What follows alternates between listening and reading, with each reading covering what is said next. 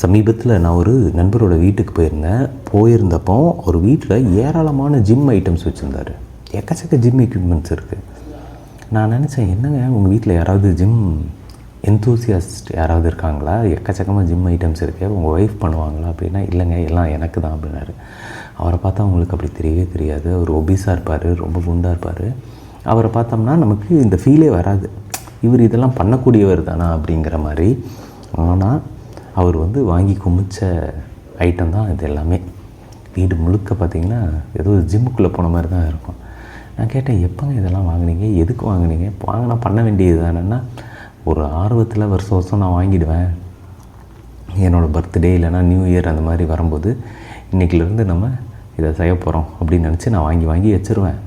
அதுக்கப்புறம் கொஞ்ச நாள் செய்வேன், ஒரு 10 நாள் 15 நாள் செய்வேன், அதுக்கப்புறம் விட்டுருவேன். இந்த மாதிரி ஏதாவது ஒன்று வாங்கும்போது நமக்கு ஊக்கம் கிடச்சி நம்ம அதை தொடர்ச்சியாக செய்கிறதுக்கான மென்டல் இது வந்துடும், மோட்டிவேஷன் வந்துடும். அப்படிங்கிறதுக்காக தான் நான் இதை ஆரம்பித்தேன். இப்படி வாங்க ஆரம்பித்தேன். கடைசியில் பார்த்திங்கன்னா பாருங்கள், இவ்வளோ ஆகிடுச்சு. இது எல்லாத்தையும் OLXில் விற்றுடலாம் அப்படின்னு இருக்கேன் அப்படின்ற மாதிரி என்கிட்ட சொன்னார். நிறைய பேர் இப்படி OLXில் விற்கிறதுக்குன்னா இப்போ பொருட்கள் வச்சுருக்கோம். சுற்றி பார்த்திங்கன்னா நிறைய பொருள் வச்சுருப்போம். வீட்டில் எலக்ட்ரானிக் கேஜெட்ஸ் வச்சுருப்போம், ட்ரெஸ்ஸஸ் வச்சுருப்போம், புக்ஸ் வச்சுருப்போம். புக் ஃபேர் வந்துருச்சுன்னா போதும், எக்கச்சக்கமான புக்ஸை வாங்கி வச்சுருப்போம். ஆனால் எதையுமே நம்ம படிக்க மாட்டோம். இது எல்லாத்தையும் என்ன பண்ணுறது, எங்கே விற்கிறது அப்படின்னு தெரியாது. ஆனால் வீட்டுக்குள்ளே இடத்த அடைச்சிட்டு எக்கச்சக்கமான பொருட்கள் இன்றைக்கி உருவாகிடுச்சு. இது எல்லாமே கில்ட்டில் வாங்கின பொருளாக தான் இருக்கும். நம்ம மற்றவங்களோட நம்மளை கம்பேர் பண்ணி நம்ம அந்த மாதிரி இல்லையே, நம்மளும் ஃபிட்டாக இருக்கணும், அழகாக இருக்கணும், அறிவோடு இருக்கணும் அப்படின்னு நினச்சி கில்ட்டில் வாங்கி குமிக்கக்கூடிய பொருட்கள் இன்றைக்கி ரொம்ப ரொம்ப அதிகமாகிடுச்சு. இதை கில்ட் பையிங் அப்படின்னு நம்ம சொல்லலாம். அதாவது குற்ற உணர்ச்சிக்கு பொருள் வாங்கிறது. இந்த குற்ற உணர்ச்சிக்கு பொருள் வாங்கிறது அப்படிங்கிற இந்த டாபிக் பற்றி தான் நான் இன்றைக்கி பேச போகிறேன். நான் உங்கள் மெட்ராஸ் மாங்க் அதிஷா. இது நீயே ஒளி பாட்காஸ்ட். தினமும் காலையில் 8 மணிக்கு உங்களோட பல விஷயங்களை உரையாடிக்கிட்டு இருக்கேன். பல நண்பர்களோட விவாதங்களையும் நிகழ்த்திக்கிட்டு இருக்கேன். இன்றைக்கி நாம் பேச போகிற இந்த டாபிக் குற்ற உணர்ச்சியால் பொருள் வாங்கிறது, இல்லை கில்ட் கன்சூமரிசம்னு வச்சுக்கலாம். இன்றைக்கி குறிப்பாக சோஷியல் மீடியா வந்ததுக்கு பிறகு நம்மக்கிட்ட ஒரு விஷயம் ரொம்ப அதிகமாக ஆயிடுச்சு. நம்ம அறிவோடு இருக்க வேண்டியிருக்கு, அழகோடு இருக்க வேண்டியிருக்கு, அப்புறம் ஹெல்த்தியாக இருக்க வேண்டியிருக்கு. இது எல்லாமே முந்தைய தலைமுறைகளோட ஒரு ப்ரெஷராக நமக்கு உருவாகிட்டே இருக்குது. ஏன்னா நம்மளை வெளிப்படுத்திக்கிட்டே இருக்கக்கூடிய ஒரு காலத்தில் இருக்கோம். ஸோ நம்ம எப்போதுமே நான் மற்ற எல்லாரை விடவும் அறிவானவன், அழகானவன், ஆரோக்கியமானவன் அப்படின்றத வெளிப்படுத்திக்கிட்டே இருக்கிறதுக்கான ஒரு சூழல் இன்றைக்கி தேவைப்படுது. நம்ம மனிதர்களுக்கு நடுவில் நம்ம கண்ணுக்கே தெரியாமல் ஒரு ரேட் ரேஸ், யார் சிறந்தவங்க அப்படிங்கிறதுக்கு நடந்துக்கிட்டே இருக்குது. நமக்கே தெரியாமல் அதில் நாமளும் பார்ட்டிசிபேட் பண்ணிக்கிட்டே இருக்கோம். அப்போ நம்ம என்ன பண்ணுறோம், அதுக்குண்டான பொருட்களை வாங்கிடுறோம். முதல்ல அதை வாங்கிட்டாலே நம்ம அதை வச்சுருந்தாலே நம்ம அந்த அழகான, அறிவான, ஹெல்த்தியான ஒரு வாழ்க்கையை வாழ்கிறோம் அப்படிங்கிறத வெளிப்படுத்துறதுக்கான வழியாக மாறுது. ஒரு வருஷத்துக்கு 15,000 கட்டி ஜிம்மில் ஜாயின் பண்ணி ஒரு 4 ஃபோட்டோ ஜிம்மில் இருந்து எடுத்து போட்டுட்டாலே நம்ம ஹெல்த்தியான வாழ்க்கை வாழ்கிறோம் அப்படின்னு ஃபீல் வந்துடுது. புக் ஃபேர் போயிட்டு ஒரு 20 புக்கோட ஃபோட்டோவை எடுத்து போட்டுட்டோன்னா நம்ம அறிவான மனிதன், நான் ஒரு இன்டலெக்சுவல் அப்படின்னு வெளிப்படுத்தியிருக்கிறதுக்கான ஒரு விஷயமாக மாறுது.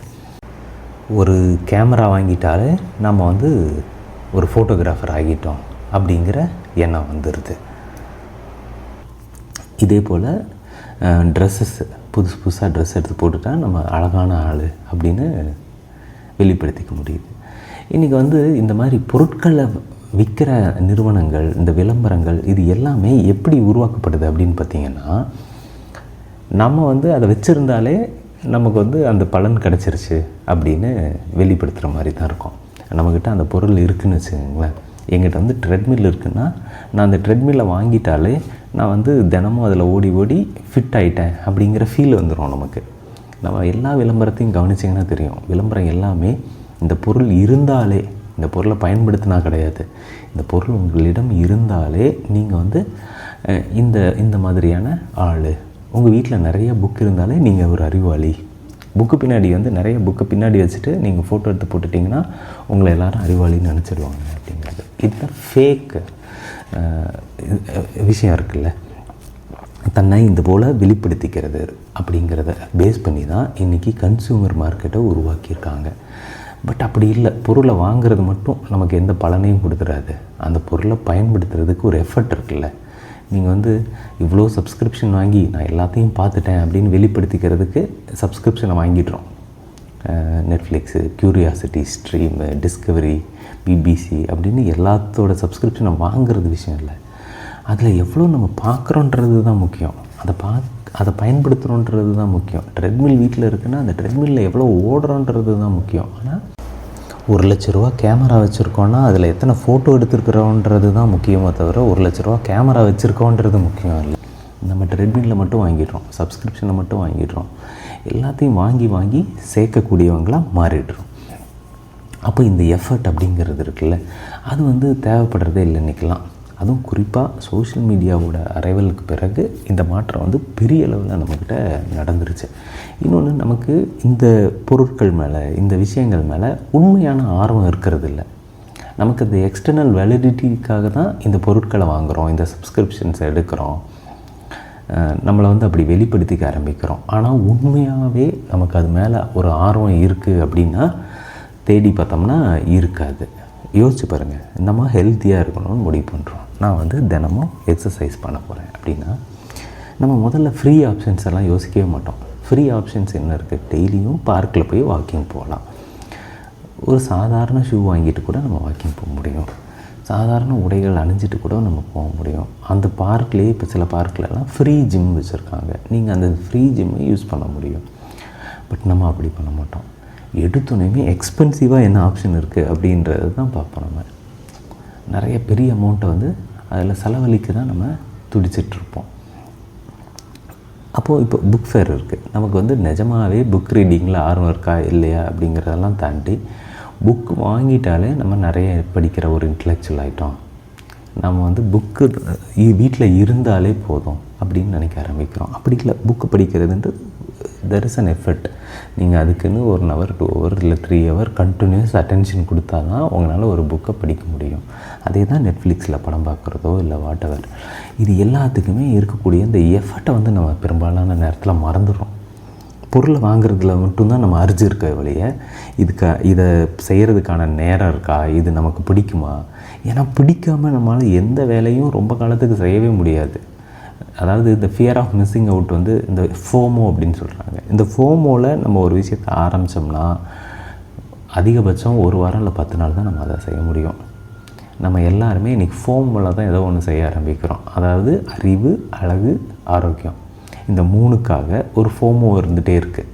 நம்ம மேலே அது திணிக்கப்பட்டுக்கிட்டே இருக்குது. ரீல்ஸ் வழியாக வர்றாங்க, வீடியோஸ் வழியாக வர்றாங்க, விளம்பரங்கள் வழியாக வர்றாங்க. நீங்கள் அழகாக இல்லை, நீங்கள் அறிவாக இல்லை, உங்களுக்கு தொப்பை இருக்குது, நீங்கள் கருப்பாக இருக்கீங்க அப்படின்னு நம்மக்கிட்ட ஒரு குற்ற உணர்ச்சியை உருவாக்கிக்கிட்டே இருக்காங்க. கில்ட்டை உருவாக்கிக்கிட்டே இருக்காங்க. நீங்கள் புக்கு படிக்கலைன்னா அவ்வளோதான், உங்களுக்கு வந்து அறிவே இருக்காது, நீங்கள் வாழ்க்கையில் செல்ஃப் இம்ப்ரூவ்மெண்ட்டே இருக்காது, உங்களுக்கு மோட்டிவேஷனே இருக்காதுன்னு நம்ம மேலே ஒரு கில்ட்டை வந்து உருவாக்கி அதன் மூலயமா பொருட்களை விற்கிற அந்த ஒரு சூழலை வந்து ஏற்படுத்திக்கிட்டே இருக்காங்க. யோசிச்சு பாருங்கள்.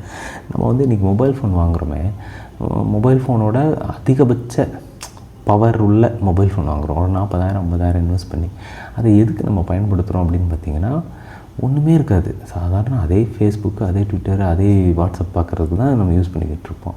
அதுக்கு வந்து ஓரளவு கொஞ்சம் பவர் உள்ள ஒரு சாதாரண ஃபோன் இருந்தாலே நமக்கு போதும். ஆனால் அவங்க வந்து நம்மக்கிட்ட இந்த ஃபோன் இல்லைன்னா அவ்வளோதான், நீங்கள் வந்து இந்த லேட்டஸ்ட் டெக்னாலஜிக்கல் அட்வான்ஸ்மெண்ட்டான விஷயங்கள் எல்லாத்தையும் யூஸ் பண்ண முடியாது. இதில் பாருங்கள், இத்தனை பயங்கரமான 120 MP கேமரா இருக்குது, அது இருக்குது, இந்த ப்ராசஸர் இருக்குது, அப்படி இப்படின்னு நம்மளை திரும்ப ஒரு கில்ட்டுக்குள்ளே தள்ளிக்கிட்டே இருப்பாங்க. ஏன்னா நம்ம வந்து பின்தங்கிட்டோம். ஐயோ இதெல்லாம் நமக்கு தெரியலன்னா நம்ம ரொம்ப பின்தங்கிடுவோம், இந்த டெக்னாலஜியெல்லாம் நம்ம பயன்படுத்தலைன்னா நம்ம ரொம்ப பின்னாடி போயிடுவோம் அப்படிங்கிற அந்த ஃபியர் இருக்குல்ல, இந்த ஃபியர் ஆஃப் மிஸ்ஸிங் அவுட்டு தான் இன்றைக்கி வந்து மிகப்பெரிய ஒரு மார்க்கெட்டாக மாறிட்டுருக்கு. சோஷியல் மீடியாவில் ஒரு புக்கை பற்றி எழுதுகிறாங்க அப்படின்னா எல்லோரும் அந்த புக்கை பற்றி ஓஹோன்னு பாராட்டினாங்கன்னா உடனே நம்மளும் அந்த புக்கை வாங்கி படிச்சிடணும் அப்படின்னு நம்ம நினைக்கிறோம். ஆனால் நம்ம இயற்கையான ஒரு ரீடரே இருக்க மாட்டோம், நம்ம நேச்சுரல் ரீடராக இருக்க மாட்டோம். பட் ஆனால் ஒரு ஆர்வத்தில் இந்த புக்கை போய் வாங்கிட்டு அதை படிக்கிறதுக்கு நம்மக்கிட்ட ஆனால் நேரமே இருக்காது. படிக்கணும்னு உட்காந்தோம்னா நமக்கு தூக்கமாக வரும், அட்டென்ஷன் கொடுக்க முடியாது. இதுதான் இந்த ஃபியர் ஆஃப் மிஸ்ஸிங் அவுட். இன்றைக்கி இருக்கக்கூடிய இன்ஃப்ளூயன்சர்ஸ் மார்க்கெட் பற்றி நம்ம நிறைய பேசுகிறோம். ஆன்லைனில், ஃபேஸ்புக்கில், ட்விட்டரில், இன்ஸ்டாவில், அதுவும் குறிப்பாக இன்ஸ்டாகிராமில் இருக்கக்கூடிய இன்ஃப்ளூயன்சர்ஸ் பார்த்திங்கன்னா இன்றைக்கி ஆயிரக்கணக்கான இன்ஃப்ளூயன்சர்ஸ் ஆகிட்டாங்க. அவங்க உங்களை இந்த ஃபுட்டை சாப்பிட்லன்னா நீங்கள் வாழ்க்கையில் தோத்துட்டீங்க, உங்களுக்கு வாழ்க்கையில் எல்லாத்தையும் மிஸ் பண்ணிட்டீங்க, இந்த ட்ரெஸ்ஸு போடலைன்னா நீங்கள் அப்படின்னு திரும்ப நம்மக்கிட்ட ஏதோ ஒரு விஷயத்த விற்றுக்கிட்டே இருக்காங்க.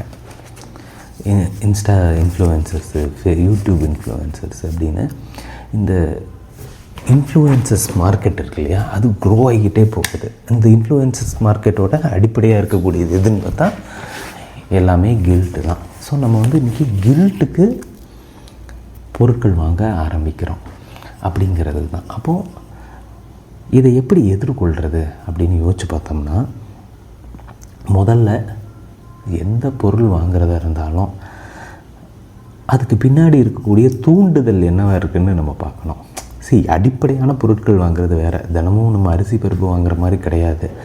சில பொருட்கள் வாங்குறது, இப்போ ஜிம் எக்யூப்மெண்ட்ஸ் வாங்குறதோ, இல்லை சப்ஸ்கிரிப்ஷன்ஸ் போடுறதோ, புக்கு வாங்குறதோ, இல்லை வேறு எந்த கூடுதலான விஷயங்கள் வாங்குறது எல்லாமே வாங்கிறதுக்கு முன்னாடி ஒரு நிமிஷம் பொறுமையாக அதை பார்க்கணும். எதனால இதை வாங்குகிறோம், எந்த தூண்டுதலால் நம்ம இதை வாங்குகிறோம், யார் நம்மளை இதை வாங்க வைக்கிறாங்க அப்படிங்கிறத ஃபஸ்ட்டு பார்க்கணும். ஏன் நம்ம இதை வாங்குகிறோன்னு பார்க்கணும். இப்போ நான் கொஞ்சம் குண்டாக இருக்கேன், எனக்கு ஓவர் வெயிட்டாக இருக்குது, நான் இப்போ வெயிட்டை குறைக்கணும் அப்படின்னு எனக்கு தோணுது. ஸோ நான் என்ன பண்ணுறேன், டெக்காத்லானில் போய் என்னென்ன ஐட்டம்ஸ் இருக்கோ, ஜிம் ஐட்டம்ஸ் இருக்கோ, இல்லை எக்ஸசைஸ் ஐட்டம்ஸ் இருக்கோ எல்லாத்தையும் நான் வாங்கிட்டு வீட்டில் போட்டு அது எல்லாத்தையும் செய்ய போகிறேன்னு நினச்சிங்கன்னா நம்ம நிச்சயமாக செய்ய மாட்டோம். அது மாதிரி இப்போ நான் நிறைய டாக்குமெண்ட்ரிஸ் பார்க்கணும் அப்படின்னு நினச்சிட்டு க்யூரியாசிட்டி ஸ்ட்ரீம் அப்படின்னு ஒரு டாக்குமெண்ட்ரி வெப்சைட் இருக்குது. அதுக்கு மாதம் 1000 ரூபா இல்லை 500 ரூபா ஏதோ ஒன்று கட்டி நான் போடுறேன் அப்படின்னா எதுக்காக அதை நம்ம பண்ணுறோம், நமக்கு அது பழக்கம் இருக்கா? ஏன்னா டாக்குமெண்ட்ரி எல்லாம் நம்ம ஒரு சினிமா மாதிரி உட்காந்து பார்த்துட்டே இருக்க மாட்டோம். It takes some effort. ஏன்னா அது பயங்கரமாக போர் அடிக்கும். எல்லாமே போர் அடிக்கக்கூடியவை தான் உங்களுக்கு பயங்கர நல்ல பலன் கொடுக்கக்கூடியதாக இருக்கும். இது ஒரு தம்ப்ரூல். எதெல்லாம் கடுமையாக போர் அடிக்குதோ அதெல்லாம் உங்களுக்கு அதிகமான பலன் தரும். லைக் இப்போ நீங்கள் ரன்னர் ஆகணும்னு ஆசைப்பட்டீங்கன்னா ஒரு நாளைக்கு 5 கிலோமீட்டர் 6 கிலோமீட்டர் ஓடணும். அது சரியாக போர் அடிக்கும். நீங்கள் 6 கிலோமீட்டரும் தனியாக ஓடிக்கிட்டு இருக்கணும். அப்போ அது பயங்கரமாக போர் அடிக்க ஆரம்பிக்கும். அப்போ அந்த போர் அடிக்கிறத தாங்கிக்கக்கூடிய ஆளாக இருந்தால் தான் உங்களுக்கு அதுக்கான பலன் கிடைக்கும். புக்கு படிக்கிறதும் அப்படி தான், உட்காந்து கான்சன்ட்ரேட் பண்ணி உட்காந்து படிக்கணும். நம்மளால் இன்றைக்கி அட்டென்ஷன் ஸ்பேன் நமக்கெல்லாம் குறைஞ்சிட்டே போகுது. 7 நிமிஷம் அப்படின்னு இருந்ததெல்லாம் இப்போ 3 நிமிஷம் ஆகி 30 செகண்ட் ஆகிடுச்சு. அப்படிப்பட்ட காலத்தில் நம்ம ஒரு எஃபர்ட் போட்டு ஒரு புக்கை படிக்கிறோம், ஒரு விஷயத்தை தெரிஞ்சுக்கிறோம் அப்படிங்கும்போது அதுக்கு நம்ம தயாராக இருக்கோமா, நம்மக்கிட்ட நேரம் இருக்கா, அதை நம்மளால் செய்ய முடியுமா அப்படிங்கிறதெல்லாம் பார்க்குறது ஒன்று.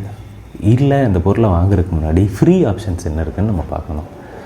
நம்ம இப்போ சப்ஸ்கிரிப்ஷன் போடுறோன்னா முதல்ல ஃப்ரீயாக யூடியூப்பில் எத்தனையோ டாக்குமெண்ட்ரிஸ் இருக்குது, நம்ம அதெல்லாம் பார்த்துட்டோமா? இல்லை.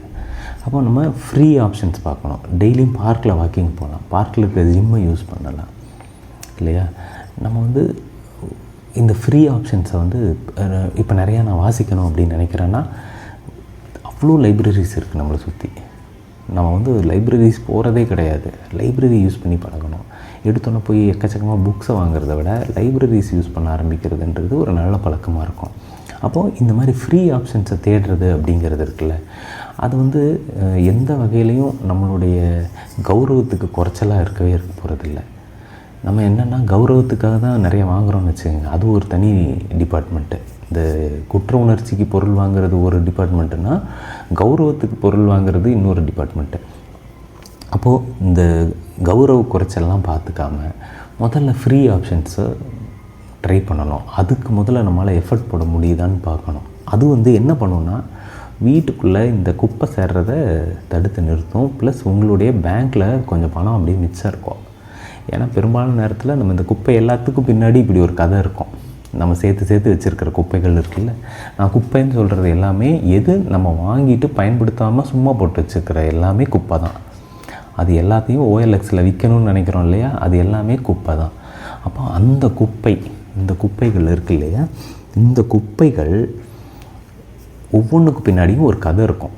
அது என்னன்னு நீங்கள் கட்டாயம் பார்க்கணும், அந்த கதையை தெரிஞ்சுக்கணும். ஏன் நம்ம இதை ஒன்றுனையும் வாங்கினோம், அதை வாங்கும்போது நம்ம மனநிலை என்னவாக இருந்துச்சு அப்படிங்கிறத நீங்கள் தெரிஞ்சுக்கும் போது என்ன தெரியுங்களாகும், அடுத்த முறை நீங்கள் ஒரு பொருளை வாங்கும்போது உங்கள் ஆழ்மனது ஸ்டாப் அப்படின்னு உங்களை தடுத்து நிறுத்தும். இல்லைன்னு வச்சிங்களேன், அது தடுத்தே நிறுத்தாது. நீங்கள் இன்னும் குப்பையை சேர்த்துக்கிட்டே தான் இருப்பீங்க. உங்கள் வீடு குப்பை தொட்டி மாதிரி பெருசாகிக்கிட்டே தான் போகும். ஸோ இந்த எஃபர்ட் அப்படிங்கிறது எவ்வளோ முக்கியம் அப்படிங்கிறத முதல்ல நம்ம இதில் புரிஞ்சுக்கிட்டோன்னா தான் நம்மளால் இதை கண்ட்ரோல் பண்ண முடியும். இந்த கில்ட் பையிங் இருக்கு இல்லையா, கில்ட் கன்சூமரிசம் இருக்கு இல்லையா, இதை நம்மளால் அப்போ தான் கண்ட்ரோல் பண்ணிக்க முடியும். இல்லைன்னா நம்ம தொடர்ச்சியாக இப்படியே தான் வாங்கி குமிச்சிக்கிட்டே இருப்போம். அது பாட்டுக்கு ஒரு பக்கம் சேர்ந்துக்கிட்டே இருக்கும். எக்கச்சக்கமாக பொருட்கள் வீட்டில் சேர்ந்துக்கிட்டே இருக்கும். ஸோ அடுத்த முறை உங்களுக்கு எனக்கு அறிவில்லை, அதனால் நான் புக்ஸ் படிக்க போகிறேன் அப்படின்னு ஆசை வந்துச்சுன்னா, கோ டு லைப்ரரி. இல்லை எனக்கு ஹெல்த்து கம்மியாக இருக்குது, நான் இப்போ எனக்கு ஏதாவது எக்ஸசைஸ் பண்ணணும் அப்படின்னு ஆசை இருந்துச்சுன்னா, கோ ஃபார் வாக்கிங் எவ்ரிடே. டெய்லியும் ஒரு 10 minutes 20 minutes வாக்கிங் போங்க. ஏன்னா அதுதான் ஃபஸ்ட்டு ஸ்டார்ட். என்கிட்ட யார் நான் ரன்னர் ஆகணும், ஜிம்முக்கு போகணும் என்ன சொன்னாலும் நான் முதல்ல சொல்கிறது என்னென்னா, 15 நாள் டெய்லியும் வாக்கிங் போங்க. நீங்கள் வாக்கிங் போயிட்டீங்கன்னா அதுக்கப்புறமா நீங்கள் எங்கே வேணாலும் போங்க, என்ன வேணாலும் செய்யுங்க. ஏன்னா 15 நாள் நம்மளால் தொடர்ச்சியாக ஒரு விஷயத்தை செய்ய முடியலைன்னா நம்ம எதுலேயுமே காசு இன்வெஸ்ட் பண்ணுறது, நம்ம காசு தான் வேஸ்ட் ஆகும்.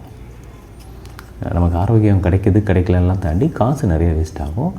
ஏன்னா நம்ம ஜிம்ஸ் எல்லாமே 1 வருஷ பிளானு 2 வருஷ பிளானு அப்படி தான் போட்டு வச்சுருப்பாங்க. ஸோ ஃப்ரீ ஆப்ஷன்ஸை முதல்ல ட்ரை பண்ணி பார்க்கணும்.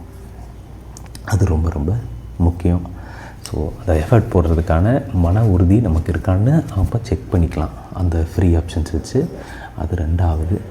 கடைசியாக நீங்கள் இது வரைக்கும் வாங்கின பொருள் எல்லாத்தையும் பட்டியல் போட்டு அதை எதுக்காக வாங்கணும் அப்படிங்கிறதையும் அனலைஸ் பண்ணி பாருங்கள். இது 3வது. இது எல்லாத்தையும் பண்ணும்போது இந்த கில்ட்டுக்கு பொருட்கள் வாங்குறது, கில்ட்டுக்கு சப்ஸ்கிரிப்ஷன் எடுக்கிறது, கில்ட்டுக்கு புக்ஸ் வாங்குறது அப்படின்னு இந்த விஷயங்கள் எல்லாத்தையும் நம்ம ஓரளவுக்கு கண்ட்ரோலுக்கு கொண்டு வர முடியும். கொண்டு வந்தீங்கன்னா உங்களுக்கு நல்லது. ஸோ இதுதான் இன்றைக்கி நான் பேசணும்னு நினச்ச ஒரு டாபிக். ஹோப் இது உங்களுக்கு ரொம்ப பயனுள்ளதாக இருந்திருக்கும் அப்படின்னு நான் நம்புகிறேன். மீண்டும் நாளைக்கு வேறு ஒரு நல்ல டாப்பிக்கோடு உங்கள் எல்லாரையும் நான் சந்திக்கிறேன். அது வரைக்கும் ரொம்ப ஹாப்பியாக இருங்க, சந்தோஷமாக இருங்க. எது செஞ்சாலும் ரொம்ப கவனமாக செய்யுங்க. எப்போவும் புன்னகையோடு இருங்க, ஸ்மைல் பண்ணுங்கள், ரொம்ப ஸ்மைல் பண்ணுங்கள். உங்களோட ஸ்மைல் தான் உங்களுடைய சூப்பர் பவர். நாளை மறுபடியும் வேறு ஒரு நல்ல டாப்பிக்கோடு உங்கள் எல்லாரையும் சந்திக்கிறேன். அதுவரை உங்களிடமிருந்து விடைபெறுவது உங்கள் மெட்ராஸ் மாங்காதிஷா. இது நீயே ஒளி பாட்காஸ்ட்.